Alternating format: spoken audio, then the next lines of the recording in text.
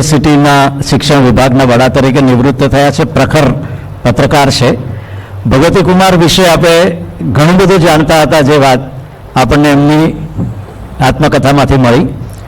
પણ ડૉક્ટર વર્ગીસ કુરિયન, જેમણે white revolution, એક શ્વેત ક્રાંતિ કરી, અને આઈ ટુ હેવ એ ડ્રીમ એમનું આત્મકથાનું પુસ્તક ડૉક્ટર શશિકાંત શાહે ગુજરાત મિત્રમાં તેને ધારાવાહી રીતે લખ્યું છે.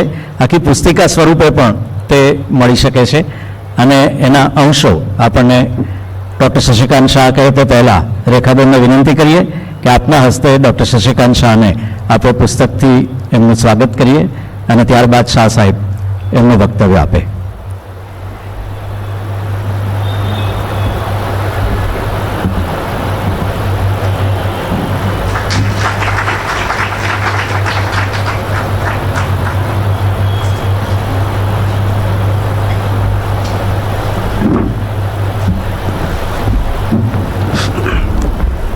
આદરણીય ડૉક્ટર રેખાબેન, નરેશભાઈ, વિકેનભાઈ અને સૌ દોસ્તો, આ સુંદર આત્મકથા સત્રનું આયોજન કરવા માટે હું નરેશભાઈ અને વિકેનભાઈને અભિનંદન આપું છું.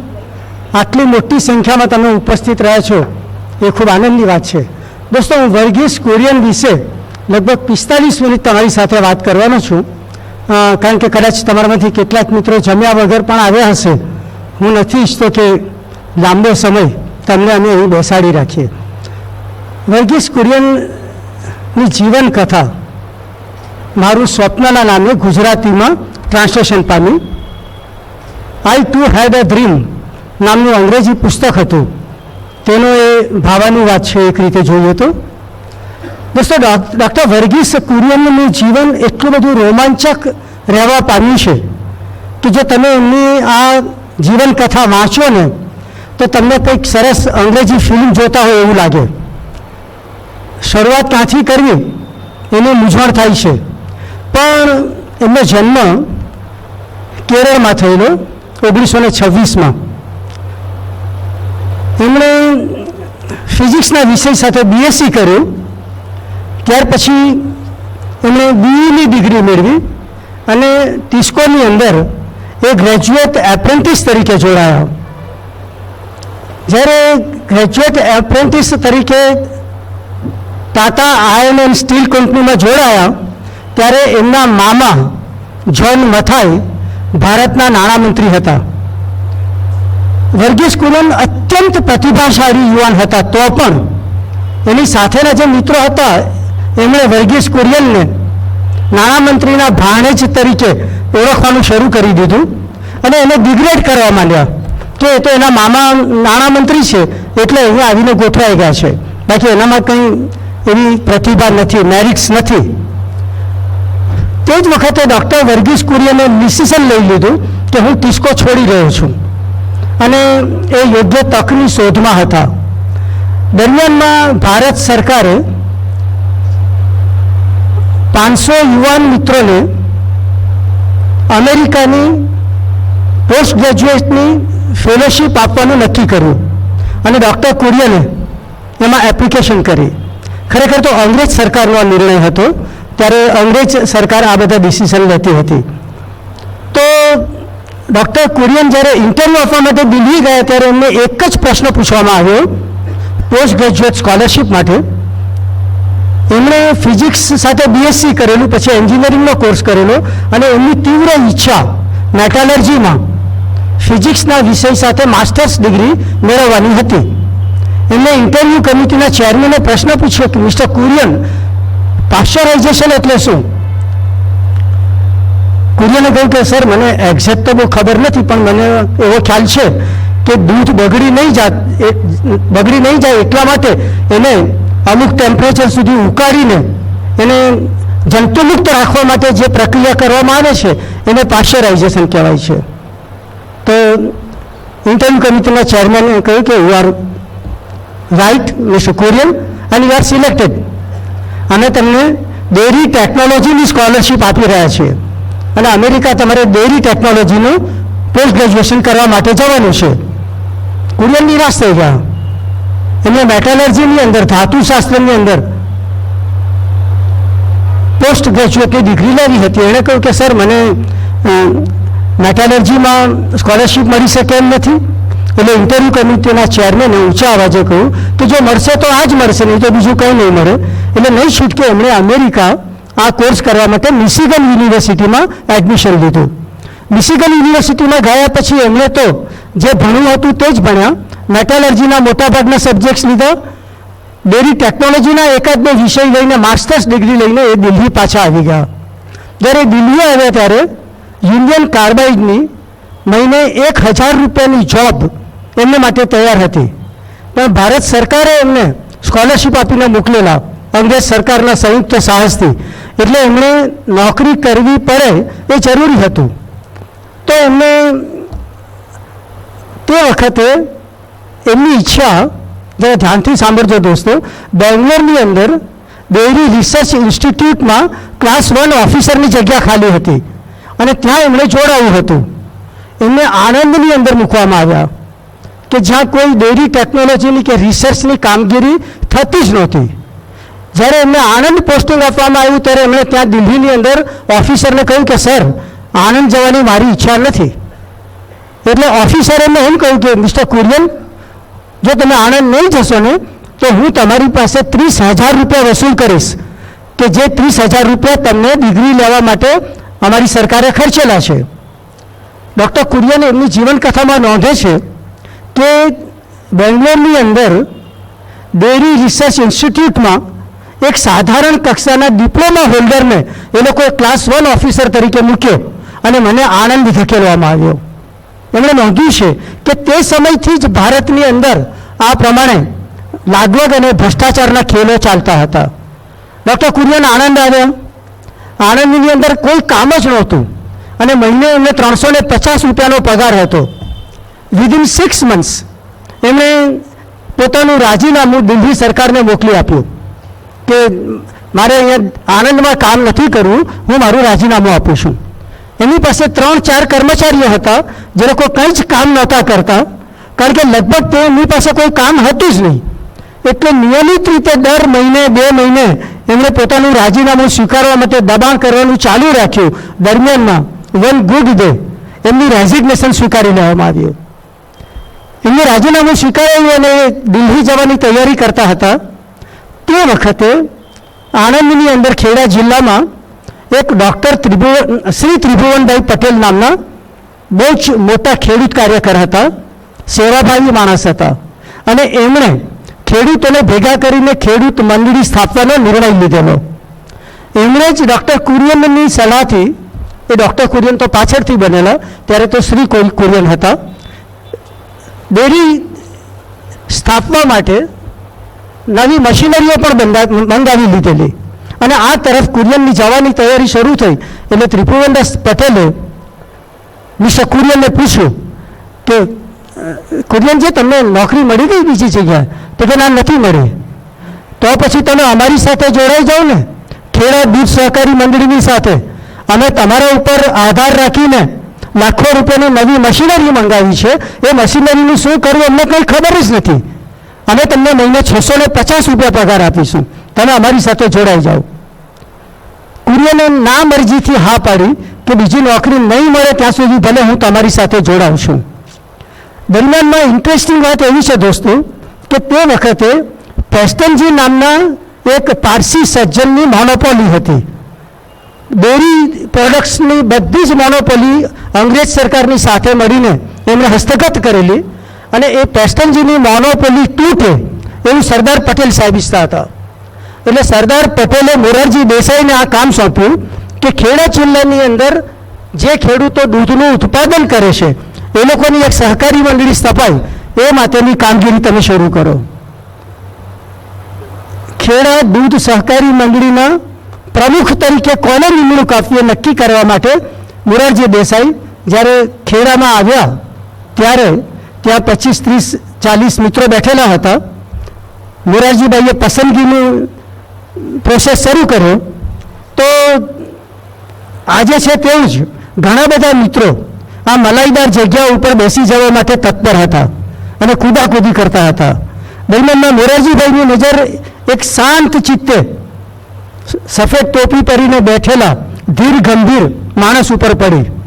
એમણે એમના તરફ હાથ કરીને કહ્યું કે ત્રિભુવનદાસ પટેલ, તે કે જી સાહેબ, તે તમારે પ્રમુખ નથી બન્યું? તે કે ના, મારું સ્વાસ્થ્ય સારું નથી રહેતું અને ડેરી ટેકનોલોજીનો મારો કોઈ નોલેજ પણ નથી, મારું જ્ઞાન પણ નથી, એટલે મને આ પ્રમુખ બનવામાં કોઈ ઇન્ટરેસ્ટ નથી. મોરારજીભાઈએ ફરીથી પૂછ્યું કે તમને ખરેખર પ્રમુખ બનવામાં ઇન્ટરેસ્ટ નથી? તો કે ના સાહેબ, મને બિલકુલ પ્રમુખ બનવામાં ઇન્ટરેસ્ટ નથી. અચ્છા, તો પ્રમુખ તમે જ હશો. આ જે નવી ડેરી સ્થાપી રહ્યા છે આપણે, નવી દૂધ મંડળી, એના પ્રમુખ તરીકે હું તમારી પસંદગી કરું છું. અને ત્રિભુવનદાસ પટેલ પ્રમુખ બન્યા. આણંદની અંદર ડેરી વિકસાવવા માટેની કામગીરી શરૂ થઈ ગઈ. ત્રિભુવનદાસ પટેલ બિલકુલ ઈમાનદાર માણસ હતા, ખંતીલા માણસ હતા અને ડૉક્ટર કુરિયન અને ત્રિભુવનદાસ પટેલની જોડી એવી જામી ગઈ કે જેની કોઈને કલ્પના પણ નહીં આવી શકે. આ બધું કામકાજ શરૂ થઈ ગયું. ત્યાર પછી એક વખત એક શુભ દિવસે એ લોકોએ ભેંસના દૂધમાંથી પાવડર બનાવવા માટેનો પ્લાન્ટ નાખવાનું નક્કી કર્યું. આ પ્લાન્ટ નાખવાનું નક્કી કર્યું. એ પ્લાન્ટનું ઉદ્ઘાટન કરવા માટે જવાહરલાલ નહેરુ પધારેલા. રાજેન્દ્ર પ્રસાદે 11 મહિના પહેલા જે પ્લાન્ટનો શિલાન્યાસ વિધિ કરેલો, એ ભેંસના દૂધમાંથી પાવડર બનાવવાનો પ્લાન્ટ બરાબર 11 મહિનાની અંદર ડૉક્ટર કુરિયને ઊભો કરી દીધો, જે એશિયાનો સૌથી મોટો પ્લાન હતો. દરમિયાનમાં એના કન્સ્ટ્રક્શનની અંદર અને ઇન્સ્ટોલેશનની અંદર એવી બધી મુશ્કેલીઓ આવવા માંડી કે જેથી મોરારજીભાઈને ચિંતા થઈ. એટલે નહેરુજી પધારવાના હતા 1955ની અંદર, કદાચ 31મી ડિસેમ્બર હતી. તેના 4 દિવસ પહેલાં મોરારજીભાઈ આવ્યા અને આણંદમાં ડૉક્ટર કુરિયનને મળ્યા. અને કુરિયનને પૂછ્યું કે કુરિયન, મેં સાંભળ્યું છે કે આ પ્લાન્ટના ઇન્સ્ટોલેશનમાં અને બધા કામમાં બહુ જ વિલંબ થઈ રહ્યો છે. 4 દિવસ પછી વડાપ્રધાન આવે છે, શું લાગે છે, બધું બરાબર પાર ઉતરશે ને? આપણા પ્લાન્ટમાં દૂધમાંથી પાવડર બનતા આપણા વડાપ્રધાન જોઈ શકશે ને? કુરિયને સ્મિત સાથે કહ્યું કે મોરારજીભાઈ, બધું બરાબર ચાલી રહ્યું છે, પણ ઇન કેસ કંઈક પ્રોબ્લેમ ઊભો થાય ને તો અમે એવી યોજના રાખી છે કે ઉપર થોડીક પાવડરની કોથળીઓ રાખી મૂકીશું મશીનની ઉપર, અને જ્યારે મશીન ચાલતું હોય, પ્લાન્ટ ચાલતો હોય, ત્યારે પાવડરની કોથળીનો છંટકાવ થશે પાવડરનો, અને પાવડર બની રહ્યો છે એવું આપણે વડાપ્રધાનને બતાવી શકીશું. મોરારજી દેસાઈ ડિસિપ્લિનના સ્ટ્રિક્ટ માણસ હતા, પણ કુરિયનની આ યોજના સાંભળ્યા પછી એમણે માત્ર સ્મિત સાથે મોં હલાવ્યું અને સંમતિ આપી દીધી. પણ તે દિવસે એવું કંઈ જ બન્યું નહીં. પ્લાન્ટ બિલકુલ સક્સેસફુલી શરૂ થઈ ગયો અને જવાહરલાલ નહેરુ એમનાથી એટલા બધા ઇમ્પ્રેસ થયા કે જવાહરલાલે એમને એમના નિવાસ સ્થાને બાથમાં લઈને ભેટીને એમ કહ્યું કે મિસ્ટર કુરિયન, તમે ખરેખર બહુ જ મહાન માણસ છો અને તમારા જેવા નોલેજવાળા, તમારા જેવા ખંતીલા માણસ મેં બીજા કોઈ જોયા નથી. આઈ એમ એક્સ્ટ્રીમલી હેપી. જે વખતે નહેરુજીએ આણંદ આ પ્લાન્ટના ઉદ્ઘાટન માટેની મુલાકાત લીધી, ત્યારે ઇન્દિરા ગાંધી પણ એમની સાથે હતા અને ઇન્દિરા ગાંધી સાથેની કુરિયન સાહેબની એ પહેલી મુલાકાત હતી. અને આ રીતે એ કામગીરી શરૂ થઈ ગઈ. ત્યાર પછી લાલ બહાદુર શાસ્ત્રી પણ એક વખત એ પ્લાન્ટની મુલાકાતે આવેલા.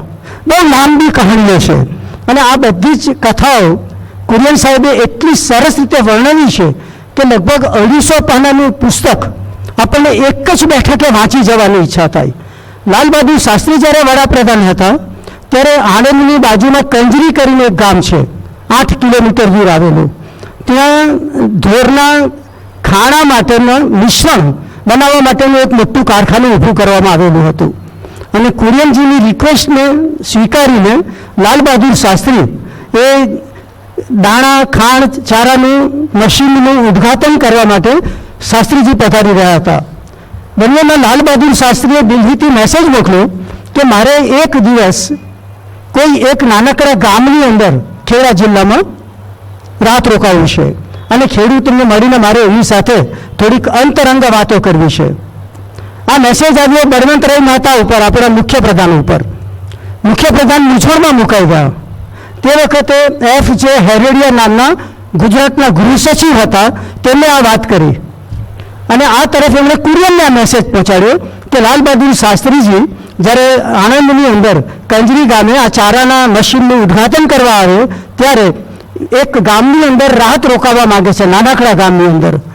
તો કુરિયને શરત એ મૂકી કે જુઓ, જો શાસ્ત્રીજી આવવાનો હોય વડાપ્રધાન તરીકે અને એ ગામ લશ્કરી થાણાની અંદર ફેરવાઈ જવાનું હોય તો શાસ્ત્રીજીને એ ગામની મુલાકાત લેવાનો કોઈ આનંદ નહીં આવશે. એટલે એક પણ પોલીસ વગરનું એ જ્ઞાન રહેવું જોઈએ, એ વિલેજ રહેવું જોઈએ. અને આ બધી જવાબદારી જો તમે મને સોંપો તો હું આખું મિશન તમને સફળતાપૂર્વક બહાર પાડી આપું એમ છું. જ્યારે બળવંતરાય મહેતાએ, મુખ્યમંત્રીએ આપણા ગૃહ સચિવને આ વાત કરી ત્યારે ગૃહ સચિવે આ દરખાસ્તને નકારી કાઢી અને એમ કહ્યું કે ભાઈ, વડાપ્રધાનની સલામતીની જવાબદારી મારી છે. અગર વડાપ્રધાનને કંઈ પણ થઈ ગયું ને તો હું ફાંસીએ લટકી જઈશ, હું આ યોજના નથી સ્વીકારતો. પણ બળવંતરાય મહેતાએ જ્યારે દબાણ કર્યું ત્યારે એમણે એક શરતે આ વાતની મંજૂરી આપી કે ઠીક છે, કામ કરો, લાલ બહાદુર શાસ્ત્રીજી કયા ગામની મુલાકાત લેવાના છે એની જાહેરાત નહીં કરતા, એ ગોપનીય રાખવામાં આવશે અને આપણે નક્કી કરીશું કે કયું ગામ હશે. એટલે સલામતીના બીજા કોઈ પ્રશ્નો ઊભા નહીં થશે અને શાસ્ત્રીજીની મુલાકાત સફળતાપૂર્વક પાર પડી શકશે. કયા ગામે શાસ્ત્રીજીને લઈ જવા એ કુરિયન પર છોડવામાં આવ્યું તો કુરિયન સાહેબને અજરપુરા નામનું એક ગામ હતું આણંદની બાજુમાં, એ ગામને પસંદ કર્યું અને એ માત્ર કુરિયન જાણતા હતા, ગૃહ સચિવ જાણતા હતા અને મુખ્યમંત્રી જાણતા હતા. અમદાવાદના એરપોર્ટ ઉપર લાલ બહાદુર શાસ્ત્રીજી ઉતર્યા. આ તરફ આણંદની અંદર કુરિયનના નિવાસ સ્થાને લાલ બહાદુર શાસ્ત્રીના આગમનને વધાવવા માટેની તૈયારીઓ ચાલતી હતી, એમનું અભિવાદન કરવા માટેની, અને સૌ વડાપ્રધાનની, કુરિયનજીની અને મુખ્યમંત્રીજીની રાહ જોઈ રહ્યા હતા. કલેક્ટર પણ આણંદ કુરિયનના નિવાસસ્થાન ઉપર હાજર હતા અને આ તરફ આખી યોજના જે રીતે ગોઠવાયેલી તે અનુસાર એક જુદા જ પ્રકારનું મિશન ચાલી રહ્યું હતું. આણંદમાં આ તરફ લાલ બહાદુર શાસ્ત્રી અમદાવાદથી નીકળ્યા એટલે કુરિયન સાહેબે કલેક્ટરના હાથમાં એક કાગળ મૂક્યો. કલેક્ટરે કહ્યું કે શું છે આ? તે કે કંઈ નહીં, કંઈક ગૃહ સચિવનો આદેશ છે તમારા માટે. એમાં લખાયેલું હતું, ગૃહ સચિવે લખેલું હતું કલેક્ટરને કે લાલ બહાદુર શાસ્ત્રીજીની મુલાકાતના સંદર્ભમાં કુરિયન સાહેબ જે કહે તે પ્રમાણે બધું કરવાનું છે તમારે. અને કુરિયને એમને કાનમાં કહી દીધું કે હું જાઉં છું લાલ બહાદુર શાસ્ત્રીને રિસીવ કરવા માટે, તમે અહીંયા બધું સંભાળી લેજો, હું એમને લઈને પાછો અહીંયા આવું છું. આ તરફ અમદાવાદથી વડાપ્રધાન સાથે ઘણી બધી કારનો રસાલો બહાર નીકળ્યો આણંદ તરફ જવા માટે. બરાબર થોડેક દૂર આણંદથી જ્યાં આ અજરપુરા ગામનું ડાયવર્ઝન આવતું હતું ત્યાંથી વચ્ચેથી Lal Bahadur શાસ્ત્રીજીની car left turn પર વળી ગઈ અને લેફ્ટ ટર્ન પકડીને એ લોકો અજરાપુર ગામ તરફ ચાલ્યા ગયા. હવે સાંભળજો દોસ્તો કે અજરાપુર ગામમાં કુરિયન સાહેબે, હું આ બધી વાત કેમ કરી રહ્યો છું તમને ડિટેલમાં, કે ડૉક્ટર કુરિયન કેટલા વિચક્ષણ બુદ્ધિ પ્રતિભા ધરાવતા માણસ હતા, એનામાં કેટલી બધી દીર્ઘદૃષ્ટિ હતી, કેવું વિઝન હતું, એ બધી વાતનો તમને ખ્યાલ આવશે. કુરિયને રમણલાલ પુંજાલાલ પટેલ નામના એક ગરીબ ખેડૂતને પસંદ કરેલો કે જ્યાં શાસ્ત્રીજી ઉતરવાના હતા. એમને એમ કહેવામાં આવેલું કે રમણભાઈ, આવતીકાલે આપણે ત્યાં વિદેશથી 2 મહેમાનો આવી રહ્યા છે, તમારે એમના સ્વાગત માટે તૈયારી કરવાની છે. જમવાનું પણ બહુ સારું નહીં બનાવતા, તમે જેવું બનાવો છો તેવું જ બનાવજો, ઘર સ્વચ્છ રાખજો અને બાથરૂમને ખાસ વધારે સ્વચ્છ રાખજો. બાકી કંઈ જ કરવાનું નથી, કોઈ વિશેષ તૈયારી નહીં કરતા. બંને સરસ માણસો છે, વિદેશી આવે છે, તમને કોઈ તકલીફ નહીં આપશે. અને પછી વહેલી સવારે ફરીથી કુરિયન સાહેબે રમણભાઈના ઘરે જઈને કહ્યું કે રમણભાઈ, હવે તમારે ત્યાં ખરેખર કોણ આવી રહ્યું છે એ કહેવાનો સમય આવી લાગ્યો છે. તો સાંભળો, તમારે ત્યાં ભારતના વડાપ્રધાન લાલ બહાદુર શાસ્ત્રી પધારી રહ્યા છે અને એમની સાથે ગુજરાતના મુખ્યમંત્રી શ્રી બળવંતરાય મહેતા પણ હશે અને બંને મહાનુભાવો તમારે ત્યાં તમારા ઘરે રાત રોકાવાના છે. સાહેબ, આ જ્યારે વાંચતો હતો ને તો મારી આંખમાંથી પાણી આવી ગયા કે આ ગરીબ ખેડૂત કેટલા નસીબદાર, અને આ કયા પ્રકારનો પ્લાન ડૉક્ટર કુરિયને જે રચેલો હતો તે. તો પેલો ગભરાઈ ગયો ખેડૂત તો, રમણભાઈ તો, અરે કુરિયન સાહેબ તમે મને મારી નાખવાના, તો કે હવે કેવી વાત કરો છો, ચાલી ઘડીએ તમે મને કહો છો, મેં તો કોઈ તૈયારી બી નથી કરી, તમે તો વિદેશથી. તો કે કંઈ ચિંતા નહીં કરો, આ વિદેશી મહેમાનો કરતાં પણ વધારે સરળ માણસો છે, તમે નિશ્ચિંત રહો, તમારે કંઈ જ કરવાનું નથી. માત્ર કુરિયન સાહેબે આ બધી વાત કરીને એમને પતાવી લીધા અને એ આણંદ જવા નીકળી ગયા. અને આ તરફ લાલ બહાદુર શાસ્ત્રી પોતાના રસાલા સાથે અજરાપુર ગામની અંદર આવ્યા. રમણભાઈને ત્યાં રહ્યા. રાત્રે 2 વાગ્યા સુધી ખેડૂતોને મળ્યા, મુસ્લિમ નાગરિકોને મળ્યા, હરિજનવાસમાં ગયા, ત્યાં પણ બેઠા, ચા પીધી, નાસ્તો કર્યો. રાત્રે 12 વાગે જ્યારે એમના અંગત સચિવે એમને યાદ કરાવ્યું કે સાહેબ કાલે સવારે 7 વાગે આપણે આણંદ જવાનું છે, પેલા મિશ્રણના ચારાના ખાદ્ય પદાર્થોના કારખાનાનું ઉદ્ઘાટન કરવા માટે, હવે સૂઈ જઈએ આપણે, ત્યારે એ લોકો રાત્રે 2 વાગે સૂતા. પણ દિવસ દરમિયાન પણ એમણે બહેનોને મળીને એ જ જાણવાની કોશિશ કરી કે આ ડેરીમાં જોડાયા પછી, ડેરીના ઉદ્ભવ પછી, ડેરીના વિકાસ પછી તમારી સ્થિતિ કેવી છે, તમે લોકોએ કયા પ્રકારના ફેરફારો તમારા જીવનની અંદર અનુભવ્યા, બધી ઘણી બધી વાતો થઈ. અને ત્યાર પછી લાલ બહાદુર શાસ્ત્રી જ્યારે સવારે કુરિયન આવ્યા ફરીથી એમને રિસીવ કરવા માટે અજરાપુર ગામે, ત્યારે એમની પહેલી મુલાકાત થઈ. અને કુરિયન સાહેબે એમને બધી વાત કરી કે આ ડેરીને કારણે કેવો ચમત્કાર સર્જાયો છે. તમે સાંભળજો દોસ્તો, કુરિયને એમ કહ્યું કે અત્યારે કુલ દૂધ એકત્ર કરવા માટેના 960 કેન્દ્ર છે. અને આ દૂધ ડેરીએ, ખેડા સહકારી દૂધ મંડળીએ સમાજની અંદર એક પ્રકારની સાંવેગિક એકતા સ્થાપિત કરવાનું કામ કર્યું છે. અને આપણી જે જરી પુરાણી વર્ણ વ્યવસ્થા છે એને જબરદસ્ત ધક્કો પહોંચાડ્યો છે.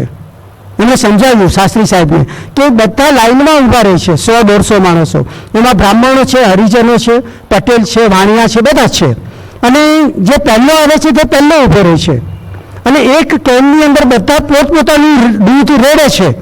કોનું દૂધ અંદર જાય છે કેનનું એ જુદું નથી પડતું. એ હરિજનને ત્યાંથી પણ આવેલું હોય કે વણિકને ત્યાંથી પણ આવેલું હોય કે પટેલને ત્યાંથી પણ આવેલું હોય, અને એ જ દૂધ બધા લોકોને પહોંચે છે. જ્યારે ગાય કે ભેંસ દૂધ નથી આપતા ત્યારે આ જ ડેરીનું દૂધ કોઈ પણ જ્ઞાતિનો અને કોઈ પણ વર્ણનો માણસ વાપરે છે.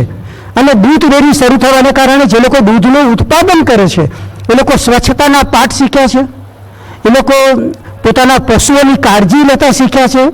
અમે વેટરનિટી ડૉક્ટર્સની એપોઇન્ટમેન્ટ કરી છે કે જે લોકો મફત નિયમિત રીતે ખેડૂતોના જે પશુઓ છે એમની કાળજી રાખે છે, એમના સ્વાસ્થ્યનું ધ્યાન રાખે છે, અને કોઈ પણ પ્રકારનો રોગચાળો નહીં ફેલાય એ બધું જુએ છે.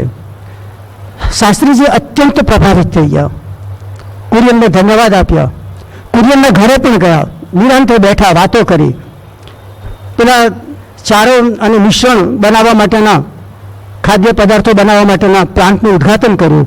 અને દિલ્હી જવા રવાના થયા તેના થોડા કલાક પહેલાં શાસ્ત્રીજી डॉक्टर कुरियन ने कही है कि कुरियन जी आपने तो कमाल कर दिया, जैसे समझो एक करिश्मा हुआ है, कोई चमत्कार हुआ है, मेरी समझ में नहीं आ रहा.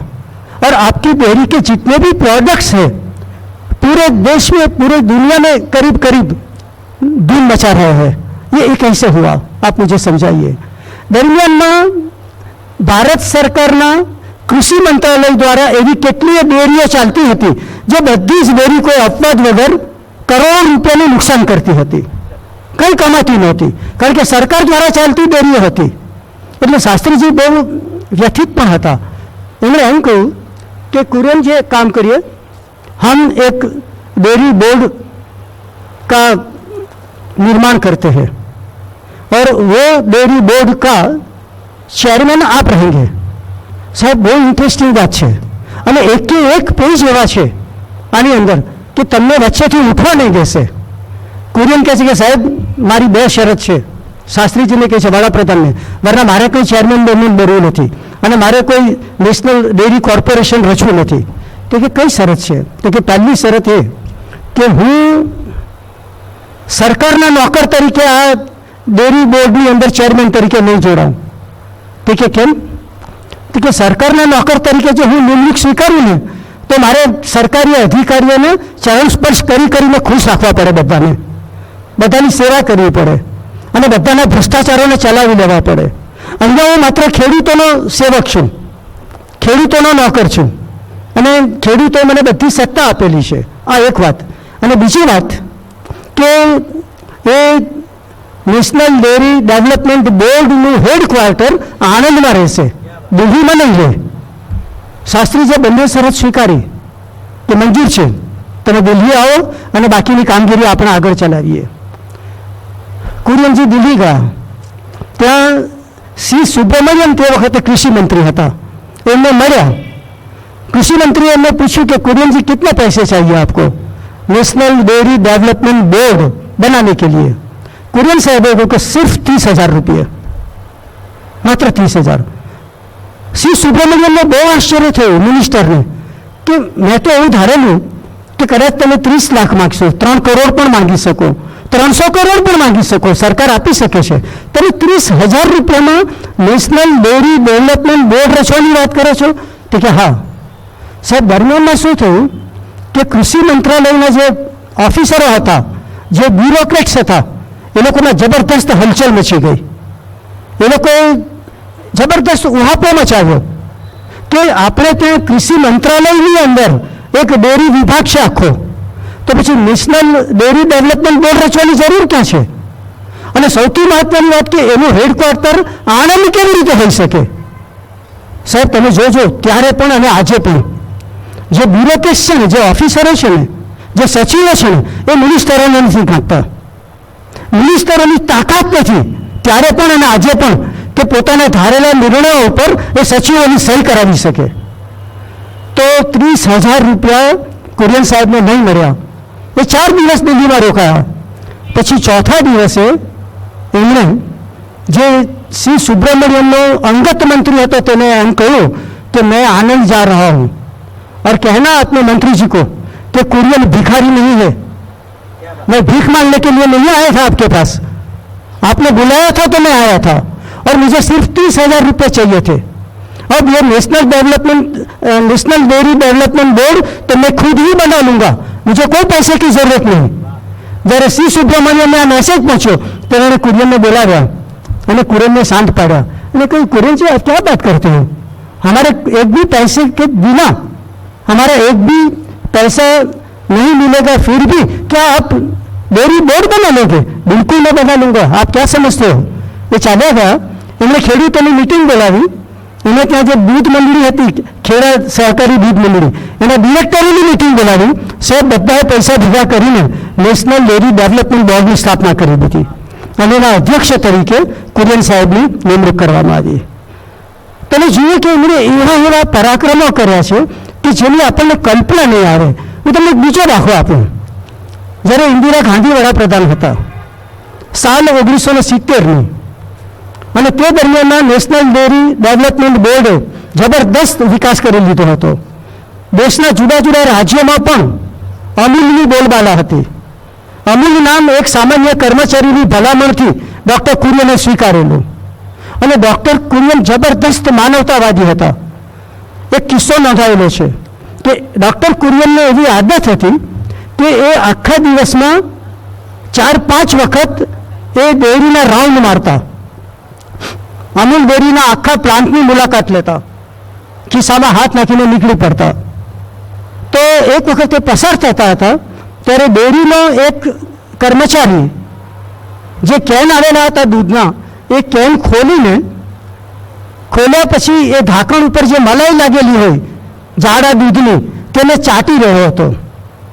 કુરિયનની નજર એના ઉપર પડી. કુરિયને જોયું, એણે કુરિયન સામે જોયું અને કુરિયનની સામે જોઈને ઠોઠાઈને બોલ્યો, નહીં સાહેબ મેં દૂધ નહીં પી રહ્યા હતા, સાહેબ મેં દૂધ નહીં પી રહ્યા હતા. એ જ્યારે મેં દૂધ નહીં પી રહ્યા હતા એમ બોલતો હતો ત્યારે એની દાઢી ઉપરથી દૂધની ધારા વહેતી હતી. કુરિયન સાહેબે જોયું નહીં જોયું કરીને એમની ઓફિસમાં ચાલ્યા ગયા અને એ દિવસે સાંજે જે મેનેજર હતા એમને બોલાવીને સૂચના આપી કે આપણા કર્મચારીઓ આખો દિવસ દૂધની વચ્ચે કામ કરે છે અને ક્યારેક તો ભૂખ્યા તરસ્યા પણ હોય છે, અને દૂધની વચ્ચે કામ કરતા હોય ત્યારે એમને દૂધ પીવાની ઈચ્છા જાગે, સ્વાભાવિક છે. આવતીકાલથી આપણી ડેરીના પ્રત્યેક કર્મચારીને 500 ml દૂધ પીવા માટે આપવા માટેની વ્યવસ્થા કરો. તમે જુઓ સાહેબ, દરેક કર્મચારીને 500 ml દૂધ પીવા માટેની વ્યવસ્થા ડૉક્ટર કુરિયને ગોઠવી દીધી. દરમિયાનમાં આ તરફ આપણે પાછા ઇન્દિરા ગાંધીની વાત કરતા હતા. ઇન્દિરા ગાંધી વડાપ્રધાન બન્યા 1970ની સાલ. બાબુ જગજીવન રામ ત્યારે કૃષિ અને સિંચાઈ મંત્રી હતા. એક દિવસ એ પ્રોફેસર સ્વામીનાથનની સાથે કૃષિ મંત્રાલયમાં બહુ અગત્યના મુદ્દાઓની મીટિંગ કરવા માટે ગયેલા, ત્યારે એમને જગજીવન બાબુનો મેસેજ આવ્યો કે સર આપકો મંત્રીજી બોલા રહે હૈ. એ જ બિલ્ડિંગમાં મંત્રીજીની પણ ચેમ્બર હતી. કુરિયને કહ્યું એમના પોતાના ખુમારીથી, સ્પિરિટથી, કે મારી મીટિંગ પતે એટલે હું આવું છું. એટલે प्रोफेसर स्वामीनाथन ने कहा कि कुरियन जी जब मिनिस्टर बुला रहे हैं तो आपकी मीटिंग खत्म होने तक वो रुक नहीं सकते, आप चले जाइए, हम आपको वेट करते हैं, आप जाके जगजीवन राम से मुलाकात कर लीजिए, भेंट कर लीजिए.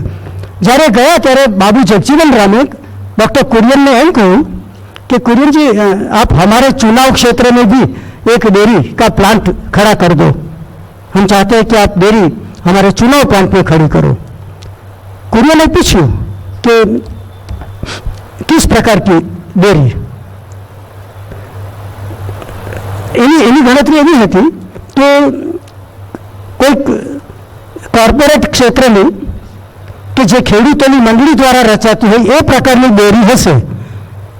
તો જગજીવન રામે કહ્યું કે નહીં, ऐसी नहीं, ખેડૂતों की कोई मंडली बदली नहीं, हमारा खानगी डेयरी हम शुरू करना चाहते हैं.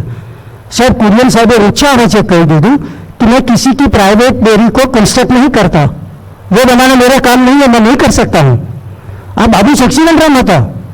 ત્યારમાંથી જે લોકો 60-65 ઉપરના છે એ લોકોને ખબર હશે કે એમનો રિવાજ કેવો હતો. એમણે એમ કહ્યું कुरियन कि जरा फिर से बोलिए, आपने क्या बोला जरा फिर से बोलिए. कुरियन ने फरीથી કહ્યું कि जगजीवन राम जी, मैं किसी की प्राइवेट डेयरी को डेवलप नहीं कर सकता, ये मेरा काम नहीं है, ऐसा मैंने आपको कहा. अच्छा ठीक है, मैं आपको देख लूँगा. નીકળી ગયા. હવે તે વખતે કુરિયનજી નેશનલ ડેરી ડેવલપમેન્ટ બોર્ડના ચેરમેન હતા અને સાથે સાથે ઇન્ડિયન ડેરી બોર્ડની સ્થાપના થયેલી હતી, તેના પણ ચેરમેન હતા, આઈડીબીના. તો જગજીવન રામે ફાઇલ ઉપર લખી દીધું કે ડૉક્ટર કુરિયન એક સાથે બે જગ્યાઓ ઉપર ચેરમેન તરીકે કામ નહીં કરી શકે. It is IDC, Indian dairy corporation. તો એમને ઇન્ડિયન ડેરી કોર્પોરેશનમાંથી દૂર કરવા એવું એને ફાઇલ ઉપર બીજે જ દિવસે રિમાર્ક લખી દીધી. ડૉક્ટર કુરિયન લખે છે આ એની જીવનકથામાં. આ જીવનકથા એટલા માટે છે કે ગૌરી સાલવીને એમણે જે રીતે કહેલું તે રીતે ગૌરી સાલવીએ એમની જીવનકથાને લખી છે. એટલે હું આને માટે આત્મકથા શબ્દ નથી વાપરતો, એમણે સ્વયં નથી લખ્યું, એમણે જે કહ્યું તે ગૌરી સાલવીએ નોંધ્યું છે અને તે અર્થમાં એ જીવનકથા છે. તો જીવનકથાની અંદર કુરિયન સાહેબે લખાયું છે કે મિસ્ટર જગજીવન રામ બહુ જ કુટિલ માણસ હતા અને એ જાણતા હતા કે બધી નાણાકીય સત્તા ઇન્ડિયન ડેરી કોર્પોરેશનના હાથમાં છે, એટલે મને ઇન્ડિયન ડેરી કોર્પોરેશનમાંથી દૂર કરવો અને નેશનલ ડેરી ડેવલપમેન્ટ બોર્ડમાં ચાલુ રાખવો એવો આદેશ મંત્રીજીએ પાઠવી દીધેલો. કુરિયને કંઈ નહીં કહ્યું, ઇન્દિરા ગાંધીને મળ્યા. इंदिरा गांधी ना अंगत मंत्री वी वेंकटरामन ने वो फोन करो कि मुझे इंदिरा जी से मिलना है. ठीक है सर, मैं अभी आपको कौन से वक्त पे आना है अपॉइंटमेंट देता हूँ. 5 मिनट में फोन आ गया. कुरियन बहु ज मान હતું બધી મિનિસ્ટ્રીઓમાં. એ મિનિસ્ટરોનો મિનિસ્ટર હતો. એને અડધો કલાકમાં મુલાકાત મળી ગઈ इंदिरा गांधी ने મળવા માટેની. दरमियान में वेंकटरामन ने पूछा कि सर आपको काम क्या था. इंदिरा जी बहुत व्यस्त है, आपका काम क्या था.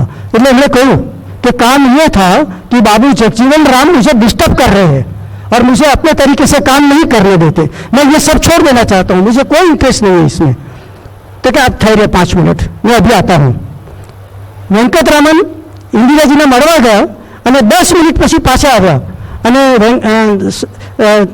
कुरियन साहब ने कहूँ कि कुरियन साहब मेरे सामने इंदिरा जी ने जगजीवन राम के साथ फोन पर बात की और जगजीवन राम को यह आदेश दिया है कि डोंट डिस्टर्ब कुरियन. कुरियन को किसी भी हालत में किसी तरह से भी डिस्टर्ब मत करना.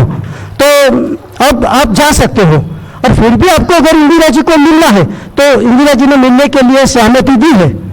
कुरियन लखे છે કે જ્યારે મારું કામ પતી ગયેલું તો ભારતના વડાપ્રધાનને શું કામ ડિસ્ટર્બ કરવા, હું નહીં ગયો. અને ત્યાર પછી જગજીવન રામનું કામ પૂરું થઈ ગયું. એને પછી એમને ડિસ્ટર્બ નહીં કર્યા. સાહેબ પછી 1980ની સાલ આવી અને 1980ની સાલમાં રાવ બીરેન્દ્ર પ્રસાદ સિંહ કૃષિ મંત્રી હતા. એમણે કુરિયન સાથે સિંગડા ભરાવવા માંડ્યા અને કારણ એટલું જ હતું કે તેજો દ્વેષ. કુરિયનની જે પ્રતિભા હતી, આંતરરાષ્ટ્રીય પ્રતિભાની વાત પર હું ત્યાર પછી આવું છું, પણ એ આંતરરાષ્ટ્રીય પ્રતિભાને કારણે મંત્રીજીને બહુ જલન હતી અને એ સતત એમને કંઈક ને કંઈક રીતે હેરાન કર્યા કરતા. એટલે સુધી કે એક વખત દિલ્હીની અંદર ઇન્ટરનેશનલ કોન્ફરન્સ હતી જેમાં કુરિયન સાહેબ પણ હાજર હતા અને રાવ બિરેન્દ્ર પ્રસાદ સિંહે એ ઇન્ટરનેશનલ કોન્ફરન્સની અંદર જે ઓપરેશન ફ્લોરનો પ્રોજેક્ટ હતો કુરિયન સાહેબનો, તેની ઠેકડી ઉડાડી અને ભયંકર રીતે એમને ડિગ્રેડ કરવાની કોશિશ કરી. પ્રોટોકોલ એવો છે કે મિનિસ્ટર કંઈ પણ બોલે ને ત્યાર પછી બીજા કોઈ માણસને ઊભા થઈને એમને જવાબ ન અપાય. આ તો કુરિયન હતા. ડૉક્ટર કુરિયન ઊભા થઈ ગયા તરત જ, જે કાર્યક્રમના અધ્યક્ષ હતા એમની મંજૂરી લઈને કે મુझे 2 મિનિટ ચાહીએ. અને ત્યાર પછી એમણે જે રાવ બિરેન્દ્ર પ્રસાદ સિંહની જબરદસ્ત फिरकी उतारी, यानी जवाब आपने लॉजिकली कि सर यू आर रॉन्ग, आप सब गलत बातें कर रहे हैं और लोगों को मिसलीड कर रहे हैं, आपने सच्चाई सामने नहीं ली और सच्चाई ये है एम करीने एमने अच्छा ત્યાર પછી એમણે હેરાનગતિ ચાલુ રાખી. ફરીથી ઇન્દિરા ગાંધીને મળ્યા. ઇન્દિરા ગાંધીએ એમને પત્ર લખીને જાણ કરી કે અમને ડિસ્ટર્બ નહીં કરતા. આ માણસ એટલું બધું સારું કામ કરે છે કે જેને કારણે ખેડૂતોની આર્થિક અને સામાજિક સ્થિતિની અંદર બદલાવ આવ્યો છે. આ માણસને કારણે દેશ વિદેશની અંદર ભારતને બહુ જ ઇજ્જત મળેલી છે. આ માણસને તમે ડિસ્ટર્બ નહીં કરતા. એણે ડિસ્ટર્બ કરવાનું ચાલુ રાખ્યું. ફરીથી કુરિયન સાહેબે ઇન્દિરાજીને પોતાની કમ્પ્લેન પહોંચાડી.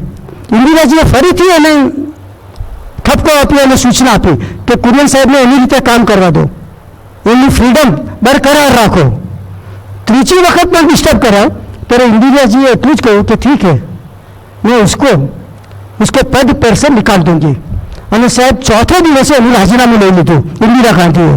તમે કલ્પના કરો કે એ ગમે તેવા બીજી કોઈ રીતે આપણે એમની સાથે વિચારભેદ હોઈ શકે, પણ કુરિયન જેવા માણસને સાચવવામાં જવાહરલાલ નહેરુથી માંડીને લાલ બહાદુર શાસ્ત્રીથી માંડીને ઇન્દિરા ગાંધી સુધી, રાજીવ ગાંધી સુધી બધા એને સહયોગ આપ્યો અને બધા એમને સાચવ્યા.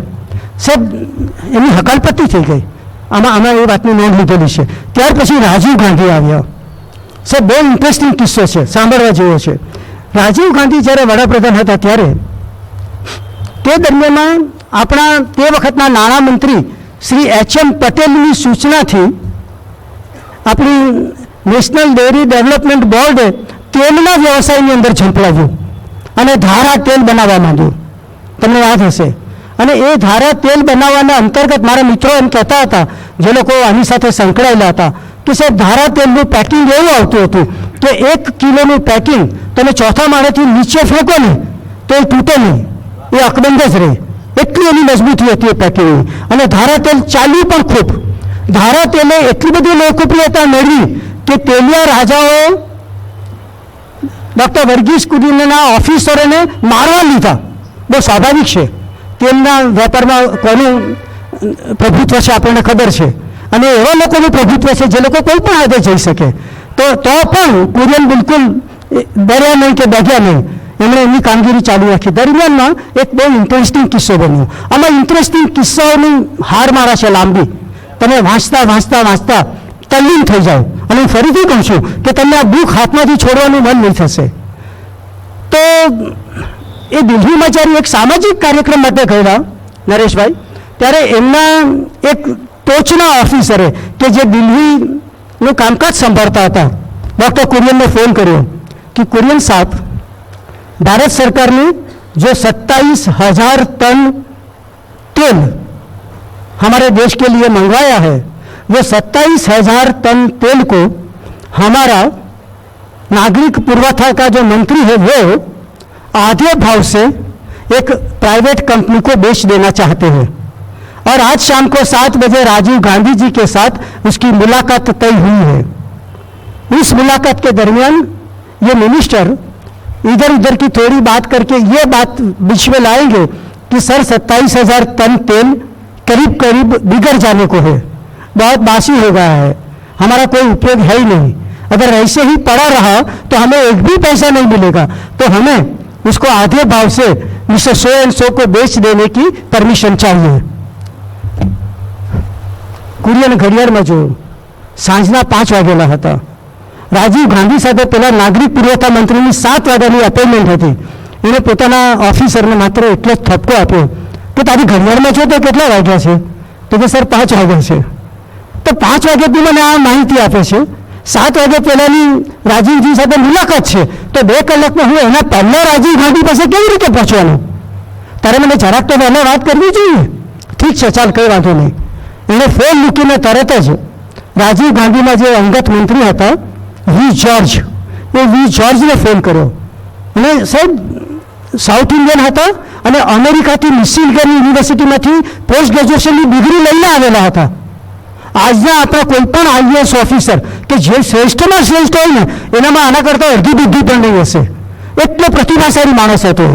એટલે બધા જ અંગત મંત્રીઓ સાથે પણ એનો ઘરે બે હતો. એને ફોન કર્યો वी जॉर्ज ने कि यार जॉर्ज कुछ भी करो लेकिन 7 बजे के पहले मुझे राजीव गांधी जी से मिलना है. तो कि कोई अर्जेंट बात है क्या? तो कि बिल्कुल अर्जेंट है और 7 बजे वो मिनिस्टर आने वाला है. ये मिनिस्टरનું નામ આમાં લખ્યું નથી. લગભગ 1965-67ની સાલ છે, 70ની સાલ છે, પણ મેં ગૂગલ સર્ચમાં પણ શોધ્યું પણ નામ નહીં મળ્યું. કદાચ એ લોકો પણ એટલે જ નહીં આપ્યું હશે કે આ માણસ ખુલ્લો નહીં પડવો જોઈએ. પણ તો કે ઠીક है मैं कोशिश करता हूँ. सब कोशिश नहीं, 10 मिनट પછી फोन आयो कि 6:45 बजे राजीव जी ने आपको मिलने के लिए बुलाया है. 6:45 वागे कुरियन साहब पहुंची ગયા. कुरियन साहबે राजीव गांधीએ ઊભા થઈને એમને રિસીવ કર્યા અને પૂછ્યું कि कोई इमरजेंसी थी क्या? कुरियन साहब क्यों अचानक मिलने के लिए आना पड़ा? तो हाँ साहब कुछ इमरजेंसी जैसा ही मामला है. અને પછી એને આ વાત મૂકી કે આજે આપણા નાગરિક પુરવઠા મંત્રી આપને મળવા આવવાના છે અને 27,000 ટન તેલ જે આપણે બહારથી આયાત કરેલું છે એને અડધા ભાવે બીજાને વેચી દેવાની પેરવીમાં છે અને એમાંથી એની ખાસી કટકી નીકળવાની છે, કમિશન મળવાનું છે. અને આ સોદો સાહેબ અમે પૂરો ભાવ લઈને, પૂરો ભાવ આપીને આ તેલ ખરીદવા માંગીએ છીએ અને મારી દરખાસ્ત 4 મહિનાથી પડેલી છે નાગરિક પુરવઠા મંત્રાલયની અંદર, તો અમને પૂરા ભાવથી તેલ આપવામાં શું પ્રોબ્લેમ છે? राजीव गांधी ना भौवा चढ़ी गया. मैंने कहा कि are you serious, are you sure, आप जो बात कर रहे हो वो सही है? बिल्कुल. तो हाँ बिल्कुल सही है सर, बिल्कुल सही है. ठीक है. कुरियन साहब उठा था थे, राजीव गांधी के बाद बैठे ना, अभी वो आएंगे, 5-10 मिनट का सवाल है. तो sir I am not invited in this meeting, मुझे नहीं बुलाएगा, मैं कैसे बैठूं? नहीं मैं कह रहा हूँ बैठिए, आप बैठो, मैं कहता हूँ ना बैठिए. बैठा. 7ના ટકોરે મિનિસ્ટર આવ્યા, સાથે આપણા ભૂતપૂર્વ કમિશનર શેષન પણ હતા. અને કુરિયન લખે છે કે શેષન બહુ ઈમાનદાર માણસ હતો, પણ આવા પ્રધાનો સાથે એને જોડી દીધેલો બિચારાને, એ શું કરે? તો વાત શરૂ થઈ. વાત શરૂ કરતાં પહેલાં મિનિસ્ટરે બહુ સાંકેતિક રીતે કુરિયન સામે જોયું, રાજીવ ગાંધીને સૂચવવા માટે કે આને કાઢો પછી વાત કરીએ. અને રાજીવ ગાંધીએ કહ્યું કે નહીં, मैंने ही उनको बुलाया है और उन्हें भी थोड़ी बातें करनी है, बैठने दो, आप शुरू करो अपनी बात. पहले आ रही तेरी बात करी અને પછી આ વાત લાવીને મૂકી દીધી. અને જેવી એણે વાત કરી એટલે कुरियन साहब કહ્યું કે सर हम ये तेल पूरा भाव लेकर खरीदना चाहते हैं और 4 महीने से हमारी दरखास्त उनकी मिनिस्ट्री के अंदर पड़ी हुई है, वो हमें तेल नहीं दे रहे.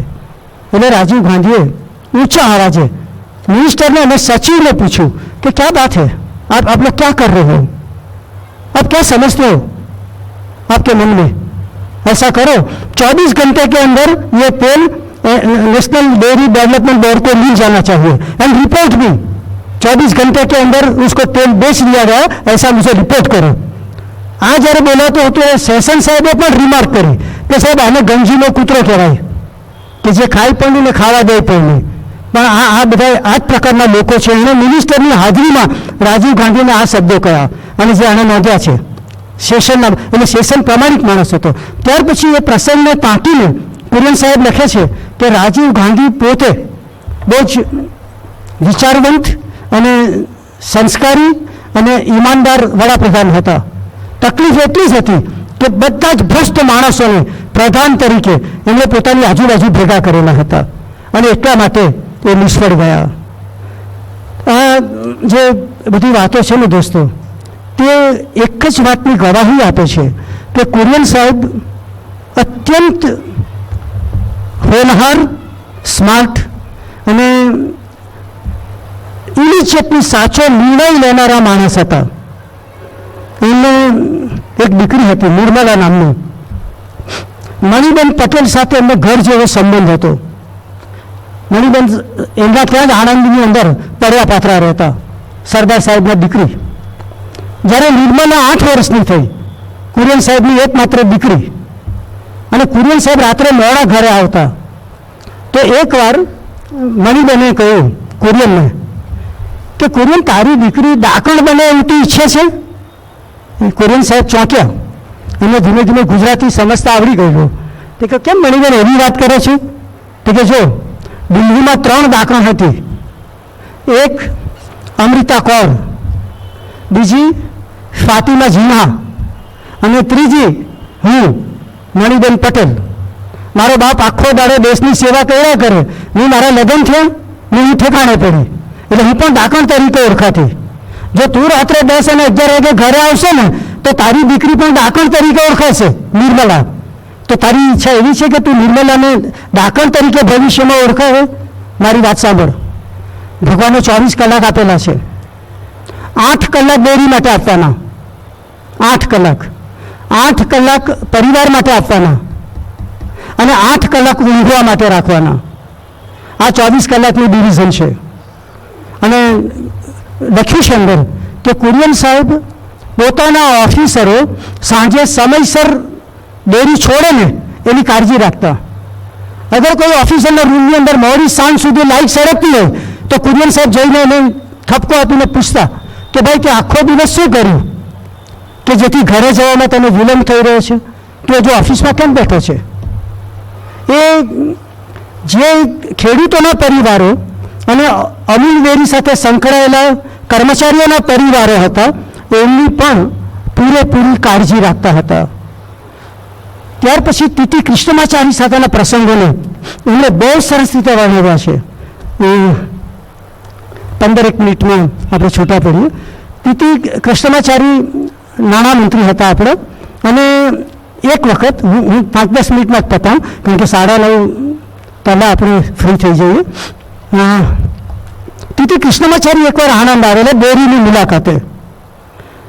બાર્બરા આર્થર નામની એક અમેરિકાની જબરદસ્ત ઇકોનોમિસ્ટ પણ તે વખતે આણંદની મુલાકાતે આવેલી, કુરિયન સાહેબની પ્રતિભાથી અંજાઈને. અને આ બાર્બરા આર્થરના નામથી એમ કહેવાય છે કે અમેરિકાના જ્હોન એફ કેનેડી પ્રેસિડેન્ટ અને લિન્ડન જોન્સન એ બંનેની એ આર્થિક સલાહકાર હતી.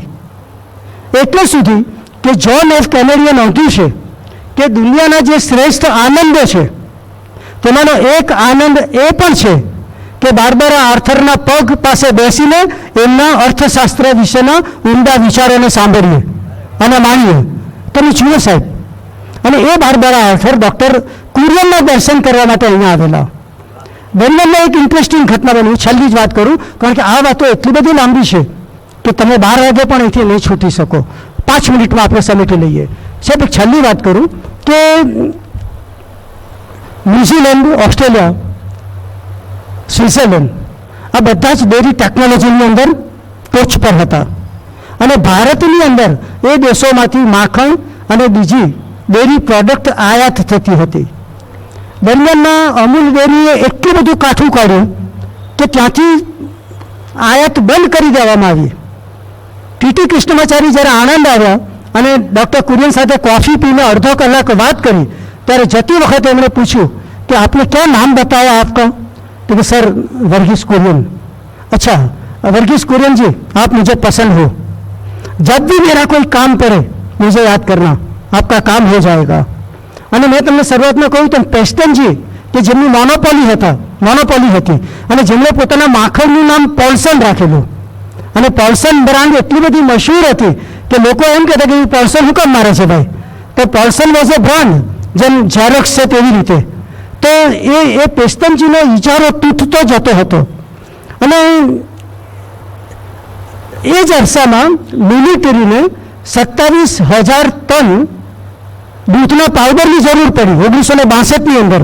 ચીન સાથેનું યુદ્ધ ચાલતું હતું ત્યારે. એટલે મિલિટરીની રિક્વેસ્ટથી કુરિયનજીએ પોતાની બધી જ બાકીની પ્રોડક્ટ અટકાવી દઈને આ દૂધનો પાવડર મિલિટરીને પ્રોવાઈડ કરવાનું શરૂ કર્યું. એ તકનો લાભ લઈને આ પેસ્ટનજીના દીકરાએ, જેનું નામ મિલી હતું, એ મિલીએ પોતાનું માખણનું ઉત્પાદન વધારી દીધું અને એની ભાવ પણ વધારી દીધો. એટલે કુરિયને ત્યાંથી મેસેજ મોકલ્યો ટીટી કૃષ્ણમાચારીને કે સર, માખણના ભાવોને કંટ્રોલમાં રાખવામાં આવે અને વધારે ગયા વર્ષે જેટલું માખણ પ્રોડક્શન થયું એનાથી વધારે માખણ નહીં બનાવી શકાય એવો મિલીને આદેશ આપવામાં આવે. ટીટી કૃષ્ણમાચારીએ આદેશ આપી દીધો. પેલાની માખણનું ઉત્પાદન અટકી પડ્યું. એ પ્રધાનની સામે ફરિયાદ કરવા આવ્યો તો પ્રધાને એની કોઈ વાત નહીં સાંભળી અને એને ત્યાંથી રવાના કરી દીધો. દિલ્હીની અંદર એક દિલ્હી મિલ્ક સ્કીમ નામની યોજના હતી. એ યોજના હેઠળ 2 રૂપિયાની અંદર 1 લીટર દૂધ મળતું હતું અને બાકીના લોકોને 5 રૂપિયા લીટર દૂધ લેવું પડતું. દિલ્હી સરકારની આ સાહસ હતું. દિલ્હી સરકાર દ્વારા ચાલતું હતું અને ભયંકર ભ્રષ્ટાચાર હતો. એમાં અધિકારીઓ માલોમાલ થઈ ગયેલા અને એ દિલ્હી મિલ્ક સ્કીમને સુધારવા માટે સી સુબ્રમણ્યમે ડૉક્ટર કુરિયનને દિલ્હી બોલાવ્યા. આ છેલ્લો કિસ્સો સાંભળીએ. सी सुब्रमण्यम ने कहा कि कुरियन साहब, मैं आपको ये दिल्ली मिल्क स्कीम का चेयरमैन बनाना चाहता हूँ. मुझे नहीं बनना है, मुझे कोई नई नौकरी नहीं चाहिए, मैं आनंद में ठीक हूँ. तो क्या आपकी जो शर्त है वो बोलिए, लेकिन दिल्ली मिल्क स्कीम को आपको सुधारना है और आपको लीड करना है. कुरियन ने शर्त मूकी कि सर, पहला सवाल ये है कि मुझे कितनी सत्ता दी जाएगी. ફરીથી દિલ્હી મિલ્ક સ્કીમ એ એક એવું ષડયંત્ર હતું.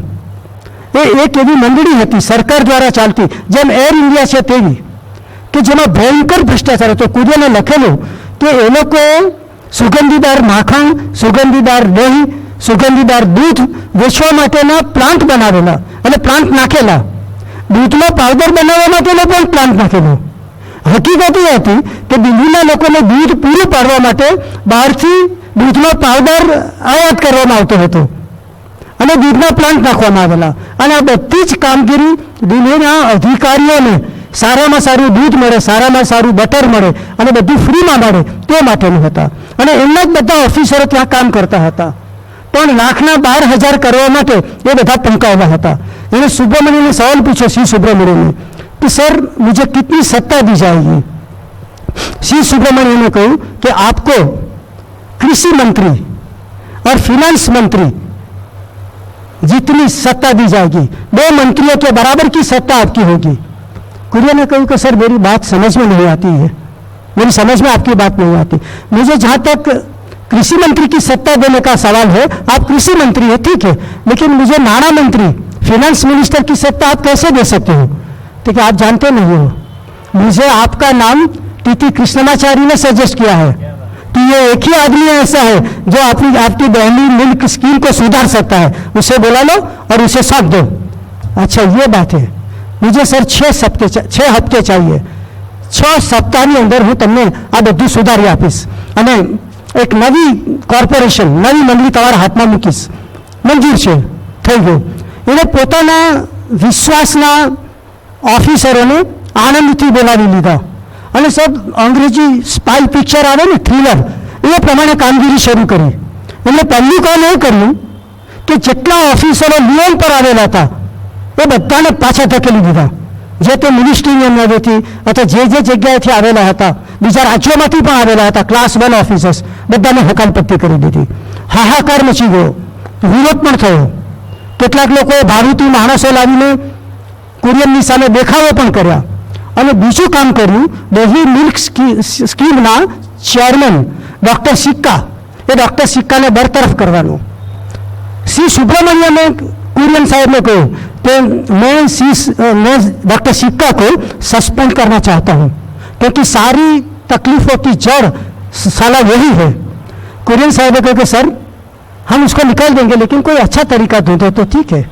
अच्छा ठीक है, मुझे थोड़ी मोहलत दीजिए.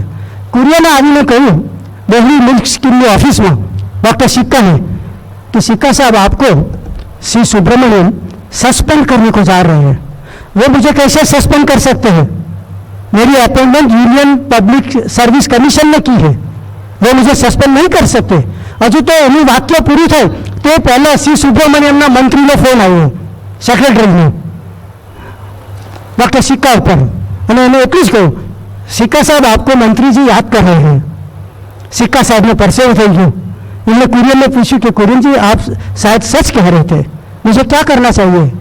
कुछ नहीं करना है, मैं कहता हूँ कि रेजिग्नेशन दे दो, वरना बात वही आएगी। और अगर रेजिग्नेशन दे दोगे तो कोई अच्छी जगह पे जा सकते हो वापिस, अगर वो निकाल देगा तो कहीं से भी नहीं रहोगे। ये गयो डॉक्टर सिक्का, એનું રાજીનામું લઈ લીધું। 6 અઠવાડિયાની અંદર બધી સાફસૂફી કરીને જે 2 રૂપિયામાં રેશન કાર્ડ ઉપર દૂધ મળતું હતું મફતના ભાવે પેલા ધનવાન માણસોને, બધી સ્કીમો બંધ કરી દીધી અને એક સુધારણા સાથેનું ભ્રષ્ટાચાર વગરનું એક આખું શાસન એમણે શ્રી સુબ્રમણ્યમને 6 અઠવાડિયાની અંદર સોંપ્યું। અનેક એચિવમેન્ટ્સ છે ડૉક્ટર કુરિયનના। એમને પદ્મશ્રી, પદ્મભૂષણ, પદ્મવિભૂષણના એવોર્ડ્સ આપવામાં આવ્યો। મિશિગન યુનિવર્સિટીએ એમને ડોક્ટરેટની ડિગ્રી આપેલી।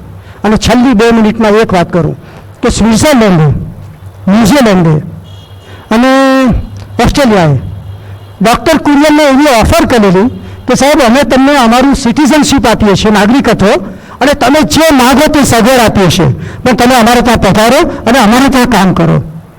ડૉક્ટર કુરિયને કહ્યું કે ના, હું આનંદ નહીં છોડું, તમારે ત્યાં 6 અઠવાડિયા માટે, 12 અઠવાડિયા માટે, 6 મહિના માટે હું આવું, મારી સેવા આપું, પણ હું મારો દેશ નહીં છોડું અને આનંદ નહીં છોડું। એ ક્યાંય પણ નહીં ગયા અને બધા દેશોમાં ફરી આવ્યા। એમના એક્સપર્ટાઇઝનો લાભ લઈને ઘણા બધા દેશોએ પોતાની ડેરી ટેકનોલોજીનો વિકાસ કર્યો। તે વખતે આંધ્રાના મુખ્યપ્રધાન એન.ટી. રામારાવ હતા। એ એન.ટી. રામારાવે એકવાર પોતાનો માણસ હતો ને, પોતાના વિસ્તારનો, कुरियन ने कहा कि कुरियन साहब आप जो चाहोगे वो मिलेगा, आप हमारे यहाँ आइए, हमारे स्टेट में डेयरी टेक्नोलॉजी का डेवलपमेंट करिए, हम आपकी सेवा चाहते हैं। डॉक्टर कुरियन ने एक सवाल करो कि सर आप कुछ भी मुझे दे सकते हो, कुछ भी कहो, मेरा एक ही सवाल है, आपके पास त्रिभुवनदास पटेल है, त्रिभुवनदास पटेल के बिना मेरी कोई कीमत नहीं, मैं अकेला कुछ नहीं कर सकता, मैं जो भी हूँ वो उसकी वजह से हूँ। त्रिभुवनदास पटेल ने पोताना गुरुजी समझता, જ્યારે જ્યારે પણ પોતાના ગુણગાન ગવાતા હોય ત્યારે જવાબની અંદર એક પહેલું વાક્ય એ બોલતા કે मैं आज जो भी कुछ हूँ त्रिभुवनदास पटेल की वजह से हूँ, वो मेरे गुरुजी हैं और उनके पास मैं बहुत कुछ सीखा हूँ। અને સાહેબ જ્યારે ત્રિભુવનદાસ પટેલનું અવસાન થયું અને એમના સ્નેહીજનોએ, એમના ચાહકોએ અમૂલ ડેરીના કેમ્પસની અંદર એમના અગ્નિ સંસ્કાર કરવા માટેની દરખાસ્ત મૂકી ત્યારે कुरियन साहेबे એમનો ડટકર વિરોધ કર્યો। वर्गीज कुरियन ने कहा कि ये जमीन और ये डेयरी हमारे खेडूतों की है, किसानों की है, त्रिभुवनदास पटेल की नहीं। और अगर हमने आज यहाँ अग्नि संस्कार किया तो कल यहाँ त्रिभुवनदास पटेल का स्मारक बनेगा, कल उनका स्मारक बनेगा तो परसों मेरा भी स्मारक बनेगा। हम किसी को भी इस जमीन को स्मारक बनाने के लिए नहीं दे सकते।